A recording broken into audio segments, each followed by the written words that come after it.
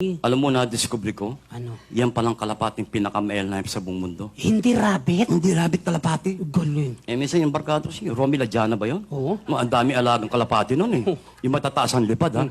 Nanig ko yung kalapating lalaki, nililigaw niya yung kalapating babae. Wow. Alam mo sabi ng kalapating lalaki di sa kalapating babae? Ha?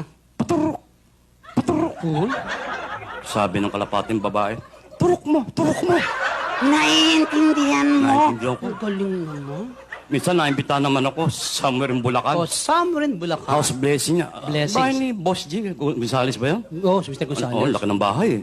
Ang daming bisita. Yeah. Ininom namin beer. Ang galing. Alam mo, tendency ng beer, jingle ka ng jingle. Of course naman. Abay, nung tatakbo ko ng comfort room, pila-pila tao. Wow. Hindi ko na mapigilan. Yan. Gumawa ko ng paraan. Takbo ko sa likod ng bahay. Sa likod. Doon ako jumingil. Kaya lang nung jingle na ako, may nanig akong 3 hayop nagbubulungan sa likod ko. 3 hayop? Ano yun eh, kambing, baka, tsaka yung pabo. Naintindihan mo? Ako pinag-uusapan nila. Sabi ng kambing, Mihi. Mihi. Sabi ng baka, oo nga. Oo nga.